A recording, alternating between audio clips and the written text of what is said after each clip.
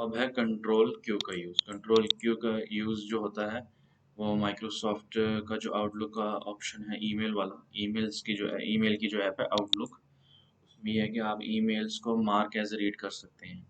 जैसे मेरे पास ये 3-4 ईमेल्स हैं, यहाँ पर उसको मैंने ये 3-4 ईमेल्स हैं, उसको मैंने अ, यहाँ पर जैसे समझ लें आप, ये नई ईमेल आई हुई है, ठीक है? तो मैंने इनको पढ़ लिया या मुझे इनके बारे में इंफॉर्मेशन है, मैंने इनको रीड कर लिया है कहीं और से, या मुझे पता है कि इसके अंदर क्या है, तो मैं उसको मार्क एज रीड कर दूंगा।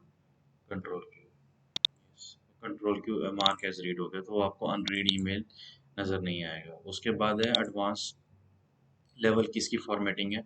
एक्सेल में जैसे इस डाटा को मैं सिलेक्ट करता हूँ और को क्यू कंट्रोल क्यू को मैं प्रिंट करता हूँ, तो यहाँ पर फॉर्मेटिंग आ जाती है, उसकी टेक्स्ट की फॉर्मेटिंग, उसमें डुप्लीकेट वर्ड्स को हाईलाइट करने के लिए, यूनिक को हाईलाइट करने के लिए, इक्वल्स टू किसी फार्मूला के स्पेसिफिक अगर इक्वल हैं उसको इक्वल करने के लिए, तो क्लियर फॉर्मेटिंग के लिए। इसी तरह चार्ट्स में यहाँ पे इंसर्ट चार्ट करेंगे तो न्यूमेरिक डाटा होगा या दूसरा डाटा को, तो उसको चार्ट में कन्वर्ट कर देगा। टोटल्स में यहाँ पर टोटल का है, टेबल्स में आपको यहाँ पर सिस्टम टेबल क्रिएट कर देगा। जैसे यहाँ पर एक ऑटोमेटिकली आपको शो कर रहा है, पॉपअप हो गया एक टेबल ऑटोमेटिकली और ब्लैंक, और इसमें स्पार्क लाइंस में ये है डिफरेंट किस्म का और न्यूमेरिकल डाटा है आपका उस चीज़ उस फॉर्मेट के अंदर अरेंज है। यहाँ पे क्योंकि डाटा अरेंज नहीं है और वो वैसे भी न्यूमेरिकल नहीं है, तो इसलिए यहाँ पर वो आपको ऑप्शन हाईलाइट नहीं हुई नज़र आ रही। तो जैसे ये आप किसी डाटा को फॉर्मेट करना चाहें न्यूमेरिकली, स्पेशली इन एक्सेल, तो ये उसके लिए बहुत हेल्पफुल है। तो ये हो गया कंट्रोल क्यू का यूज़। उसके बाद है कंट्रोल आर, राइट अलाइनमेंट और पेज रीलोड के लिए। राइट अलाइनमेंट कर लेते हैं इसको।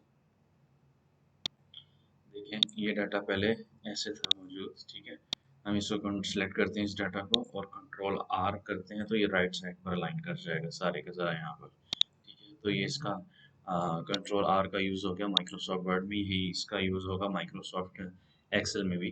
उसके बाद अगर इसको हम इंटरनेट ब्राउज़र के अंदर मौजूद हैं, तो पेज रीलोड की ऑप्शन होती है यहाँ पर फर्स्ट और सेकंड लाइन के अंदर। तो उससे ये होता है कि जो पेज में नई चेंजेस आई हैं, नई अपलोड्स हुई हैं, अगर आप किसी स्पेसिफिक पेज पर हैं, या पेज इंटरनेट ब्राउज़र आपका स्टक हो गया है या ओपन, मतलब कि काफ़ी देर से आपने उसको ऑटो रिफ्रेश नहीं हुआ और काफ़ी देर से आपने उसको रिफ्रेश नहीं किया फर्दर चेंजेस देखने के लिए, अपडेट्स के लिए, तो आप उसको कंट्रोल आर करें और कंट्रोल आर करने से वो पेज रीलोड हो जाएगा, ठीक है?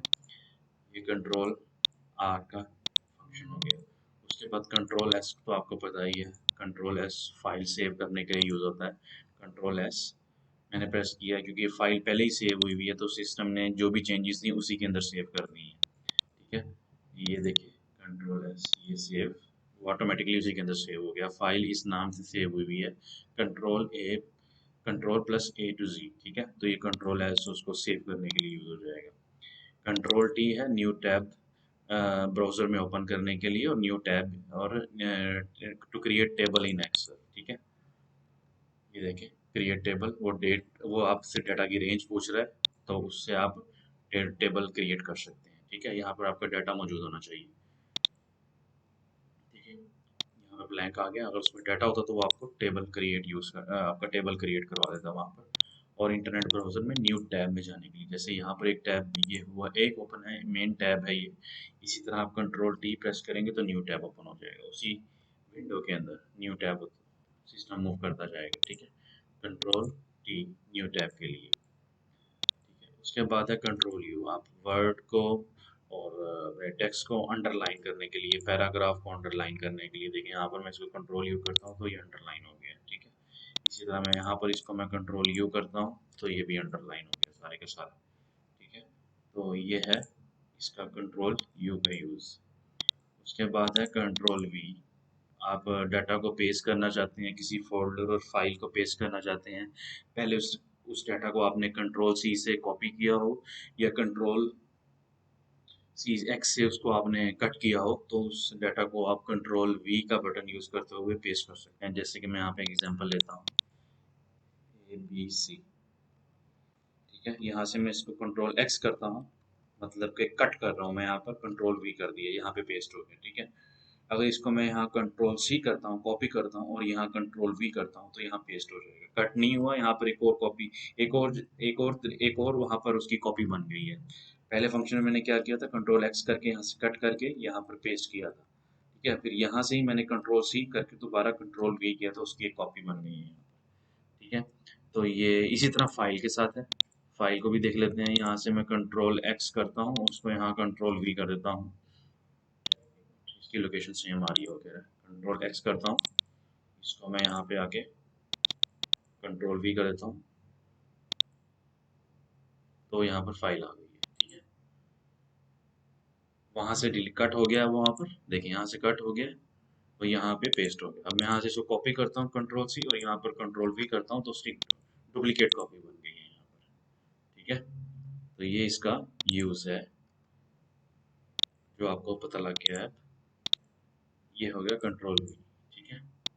कंट्रोल डब्ल्यू में है to close the tab in the browser. जैसे हमने कंट्रोल टी टी करके यहाँ पर टी प्रेस करके हमने टैब बनाए थे यहाँ पर, तो उन टैब को उसका रिवर्स मतलब है क्लोज करने के लिए कंट्रोल डब्ल्यू कर क्लोज कर देंगे। कंट्रोल डब्ल्यू अगर मेन विंडो पर है तो टोटली बंद हो जाएगा वो ऑटोमेटिकली आपके प्रेस करने में, ठीक है।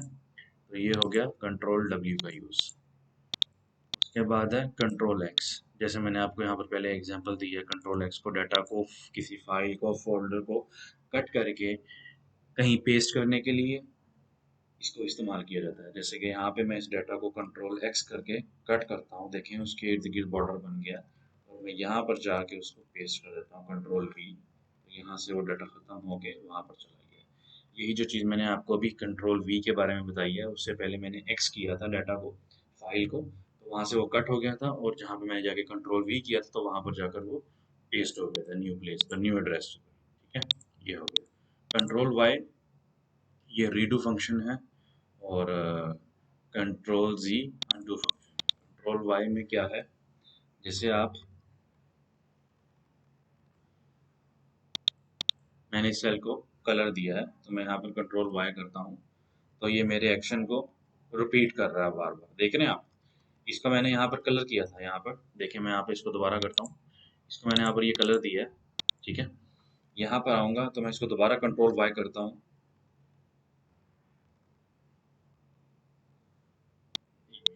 इसको मैंने यहाँ पर ये कलर दिया है, देखिए दोबारा एक्शन को रिपीट कर रहा है।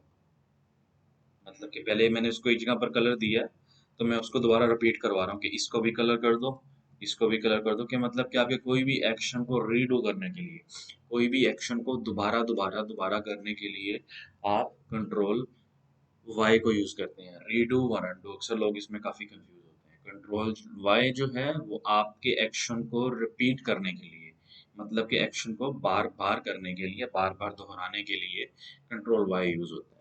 जो कंट्रोल जी है वो आपके एक्शन को रिवर्स करने के लिए होता है, ठीक है।